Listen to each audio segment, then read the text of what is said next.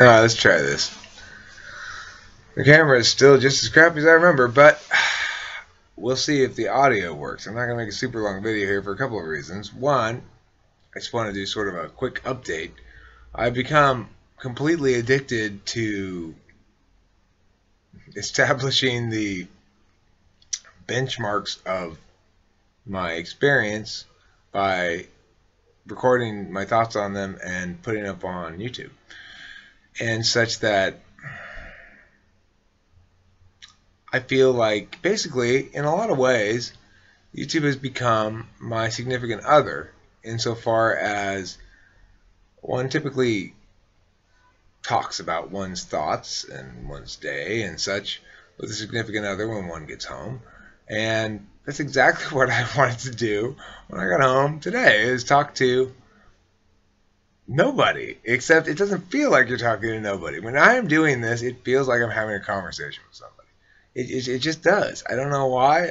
It probably ought not. But it totally feels like I'm talking with somebody.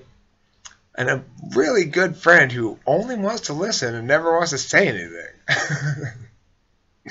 There's this ENTP poster where it shows the ENTP guy. He's like doing brain surgery or something. And then he says, "I'm sorry, I can't do this while you're talking." So anyway, my wife said, right, it's a funny joke, because you can't do it when she's talking, but you can do it when he's talking, right? Yeah, we love to talk, man. We just do, and there's a good reason for it. It's that extroverted intuition directing itself out in the world. We're thinking-based people, so that exploration is going to direct itself in terms of words and ideas. And kitty meows. Hello, meow meow. Yes, I love you. Anyway, I love you too, my friend. Yes, you're a special kitty, I know. I love you. You're my special friend. I do love you very much. I know. Listen up, though. Okay. I like the beard. You're a special kitty. Anyway, what was I talking about?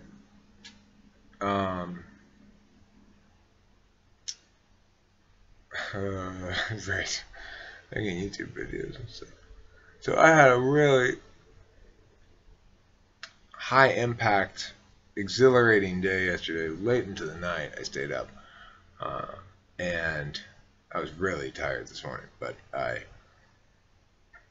I'm glad I did to get those videos done. Kitty, get down, please. And obviously, I was all around my. And this happens to me a lot. You know, it's like I don't plan this shit.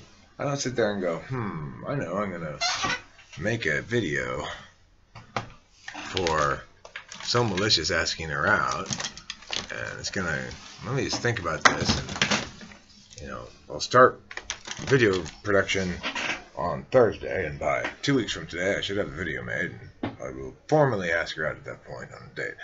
No, it's like, ooh, I know, and then like 8 hours later, I'm like, what?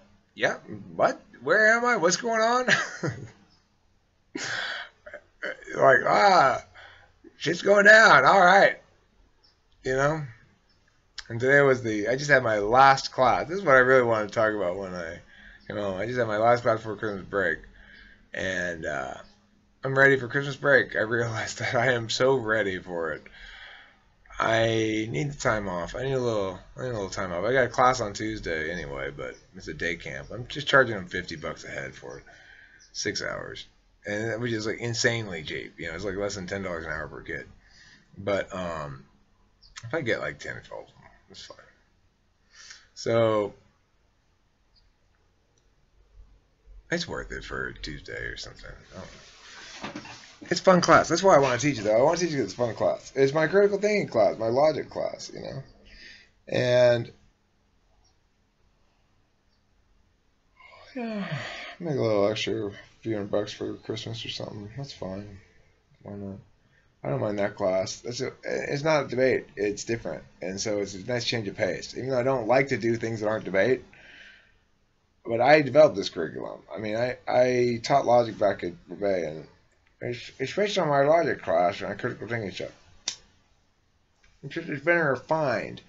So refined such that it is now designed to assist debaters by giving them debaters useful things they can actually use in rounds. Like, so we're going to spend a lot of time on fallacies, and we're going to spend a good amount of time on rules of inference and rules of replacement. Those are things you can actually use in rounds, and it's impressive when you do. If your opponent gives it to you, because of course all statements in English are connected with statement connectives, and the statement connectives are the things that give grammar its truth value, which is to say, the truth value for a statement connected with "and" is different than the truth value for statements connected with "or." If I say I have a cigarette and a blue lighter, they both have to be true for the statement to be true. If I say I have a cigarette or a blue lighter, either one is true. And all of deductive reasoning basically begins with that distinction between "and" "or."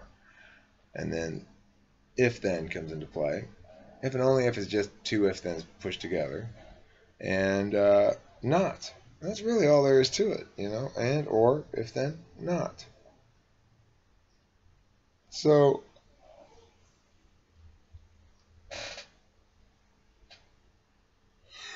anyway, understanding truth values is very useful in debate if you're running any kind of a truth testing paradigm as a framework.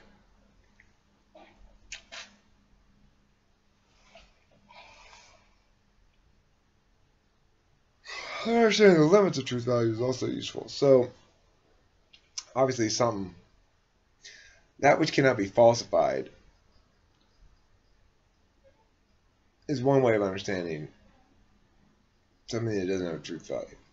But there are a lot of sentences that don't have truth values that can be that can't be falsified that do have truth values. Like, "this pizza is good" has a truth value, even though it's not falsifiable. Okay, grammatically,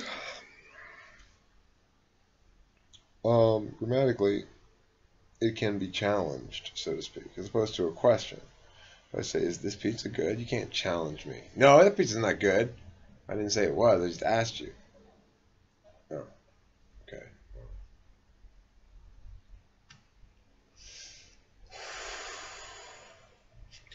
Yes, I cut the 2-day camp down to 1 day. Let's see. Because I didn't want to work 2 days, and I just figured I'd just do half the stuff. The ones I wanted, I like more anyway. So yeah, I make some new worksheets too because I don't like using anything that I use for my old employer, even though I made that whole curriculum before I even got there. So it's mine. She stole it. She still has it. I don't know if she's using it. Probably not. She's probably terrified.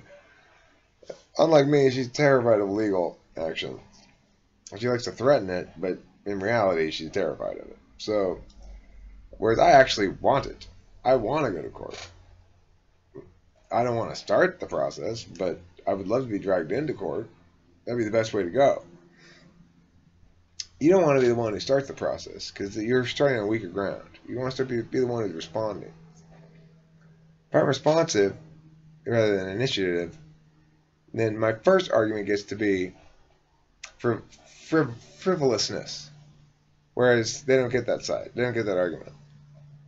They can't say, "Here's a frivolous lawsuit."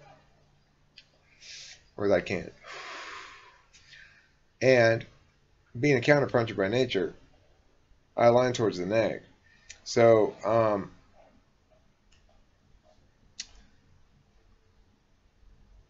let me make the accusation that it's frivolous. Let me make the countersuit for additional damages, and let me maximize those additional damages based on the fact that the first suit was frivolous. All of a sudden you get to leverage all this extra shit in when you're responding, because you've been attacked functionally in the sense of you've been dragged into legal proceedings. So here's the deal: if you're dragged into legal proceedings by somebody, then they have the burden to engage in those legal proceedings with you. It costs them money because they got lawyers. And you can be damn sure, if I ever get dragged into legal proceedings, I am going to have so many questions for those lawyers. It'll take hours and hours and hours and hours and hours and hours. It'll be a long meeting. I had a lot of phone calls to that office, I think. Probably a lot. Probably stop by a lot, too.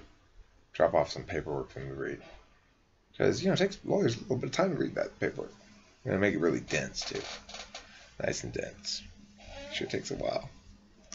I love fucking with lawyers. Lawyers are fun, man. Lawyers have no idea what the fuck to do with me. They do eventually. It's called run with your skirt between your legs. Lawyers. The reason I love dealing with lawyers is because when they first meet you and they don't know anything about you, they're so fucking cocky. I love putting them in their place.